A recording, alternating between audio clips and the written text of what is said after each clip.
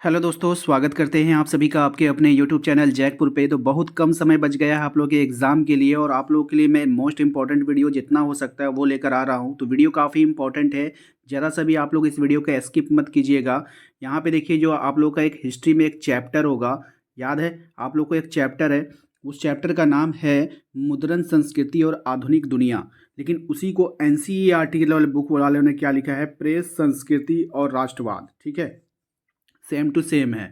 तो हम जो आज आप लोगों को डिस्कस करेंगे ना, ऑब्जेक्टिव का एनसीईआरटी का डिस्कस करेंगे। जो इंपॉर्टेंट होगा वो बता देते हैं, क्योंकि आप लोगों को साथ में एनसीईआरटी को लेकर चलना होगा। ठीक है, सिर्फ बिना एनसीईआरटी के आप चलोगे तो फिर दिक्कत में पड़ सकते हो। तो चलिए स्टार्ट करते हैं। और यदि आप हमारे चैनल पे पहली बार आए तो सब्सक्राइब करके बेल आइकन को जरूर प्रेस कीजिए, ताकि आने वाली हर एक वीडियो का नोटिफिकेशन आपके मोबाइल पे जाए। यहाँ पे देखिए, सबसे पहला जो क्वेश्चन है, कह रहा है कि कागज का आविष्कार किस देश में हुआ था। ये सवाल पता है ना आप लोग के बुक में भी है। ठीक है, देखिए एनसीईआरटी में भी है। तो ये जो हो गया था, आविष्कार हुआ था बाबू, ये चीन में हुआ था। कहाँ पे हुआ था? चीन में हुआ था। इसको आप लोगों को याद रखना है। कागज का आविष्कार किसने किया था? टस प्लाई लून ने। किसने किया था? टस प्लाई लून ने। ठीक है, अब देखिए यहाँ पे ट्रिक लगा लीजिएगा। ऐसे ये क्वेश्चन एनसीईआरटी का है। ठीक है, अगर डीप में गया तभी ये क्वेश्चन आएगा। तो आप लोग को यहाँ पे ट्रिक से याद कर लेना है कि कागज जो बनता है ना, पलाई बोर्ड से बनता है। पलाई किसका बनता है? लकड़ी का बनता है। कागज किससे बनता है? लकड़ी से बनता है, पेड़ पौधे से बनता है। तो पलाई से बनता है। कहाँ में बनता है? तो लून, हैंड लून होता है ना, फैक्ट्री जो होती है उसी को लून बोलते हैं। ठीक है, तो इस तरह से याद रखिएगा। रटना नहीं है किसी को, क्योंकि रटने का टाइम नहीं है आप लोगों के पास। अब रटिएगा मत आप लोग। ठीक है, क्वेश्चन नंबर देखिए नेक्स्ट में क्या है। मुद्रण कला के आविष्कार और विकास का श्रेय किसे जाता है? तो चीन को जाता है। किसको जाता है? चीन को जाता है। ठीक है, अब यहाँ पे देखिए अगला सवाल जो है, किस चीनी व्यक्ति ने मिट्टी की मुद्रा बनाई? इसको आप छोड़ दो।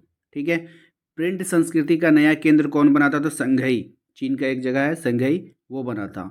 ठीक है, अब आइए यहाँ पे कह रहा है कि किसके द्वारा ब्लॉक प्रिंटिंग के नमूने यूरोप में पहुँचाए गए थे? तो मार्को पोलो के द्वारा। देखिए यूरोप, मार्को, ठीक है, पोलो के द्वारा पहुँचाया गया था। उसके बाद है नेक्स्ट है, ये इंपॉर्टेंट है, याद रखिएगा। पेपर मिल की स्थापना कब और कहाँ हुई थी? 1336 में जर्मनी में हुई थी। ठीक है, नेक्स्ट है, गुटेनबर्ग का जन्म कहाँ हुआ था? ये इंपॉर्टेंट है, आपके बुक में भी है। जर्मनी के मेंज नगर में। कहाँ पे हुआ था? जर्मनी के मेंज नगर में। ठीक है, नेक्स्ट है, गुटेनबर्ग का जो जन्म हुआ वो किस परिवार में हुआ था? तो कृषक था, जमींदार था और व्यापारी परिवार था। ये याद रखिएगा। ठीक है, कृषक था, जमींदार था और व्यापारी परिवार था। ठीक है, गुटेनबर्ग ने सबसे पहले किस पुस्तक को छापा था? बाइबल। ये आपके भी बुक में है, याद रखिएगा। गुटेनबर्ग को बाइबल पुस्तक छापने का ठेका किसने दिया था? तो फास्ट नामक सुनार ने।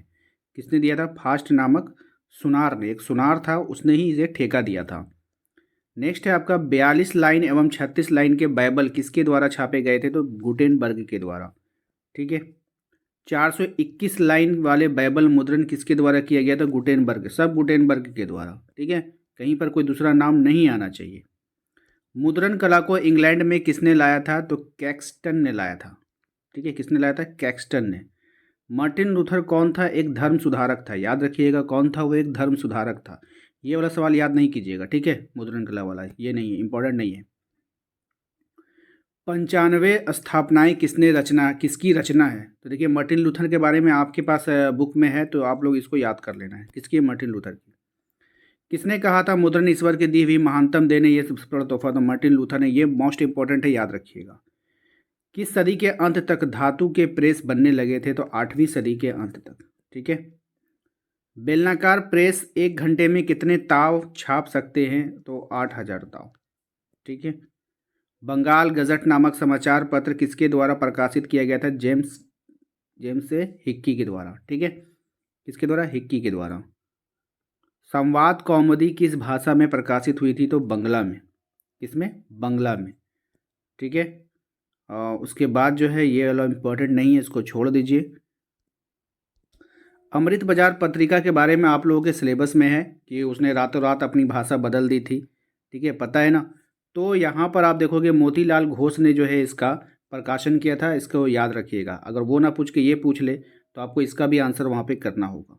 ठीक है, किस पत्रिका ने वर्नाकुलर प्रेस एक्ट से बचने के लिए रातों रात अपनी भाषा बदली थी? तो अमृत बाजार पत्रिका ने। आ गया ना। ठीक है, ये दोनों सवाल जो है आपके बोर्ड एग्जाम के लिए इंपॉर्टेंट होंगे। यहाँ पर एक सवाल है, देखिएगा, वंदे मातरम का प्रकाशन किसने किया था? तो अरविंद घोष ने किया था। और यंग इंडिया तथा हरिजन का प्रकाशन किसने किया था? तो महात्मा गांधी ने किया था। इसको याद रखिएगा, ठीक है, ये काफ़ी इम्पोर्टेंट है। इसके बाद जो है हमारा नेक्स्ट सवाल, इसको ये देखना है कि आज प्रेस को, जो प्रेस होता है ना, जो जहाँ पे अखबार छपता है, लोकतंत्र का कौन सा स्तंभ उसको कहते हैं? तो चौथा स्तंभ कहते हैं। इसको याद रखना है सभी को। 13वीं सदी में किसने ब्लॉक प्रिंटिंग के नमूने यूरोप में पहुंचाए थे? तो मार्को पोलो ने। रूसो जो था वो कहाँ का दार्शनिक था? तो वो फ्रांस का दार्शनिक था। रूसो कहाँ का दार्शनिक था? फ्रांस का दार्शनिक था, ठीक है। नेक्स्ट जो इम्पोर्टेंट है वो ये है कि भारत में प्रेस का जनक किसे कहा जाता है? तो जेम्स ए हिक्की को कहा जाता है, ठीक है। और उसके बाद है हमारा इम्पोर्टेंट हो यहाँ पर जो होगा कि भारत में पहला छापा खाना किन लोगों ने लगाया था? तो पुर्तगालियों ने। ये इम्पोर्टेंट है, याद रखिएगा, ठीक है। तो उम्मीद करते हैं कि आप लोगों को आज का ये छोटा सा वीडियो आपको अच्छा लगा होगा। इसी के साथ जो भी नेक्स्ट पार्ट होंगे इसके चैप्टर वाइज एनसीईआरटी का जो भी मोस्ट होगा हम आपको बता देंगे, ठीक है। मिलते हैं हम लोग अपने अगले वीडियो में।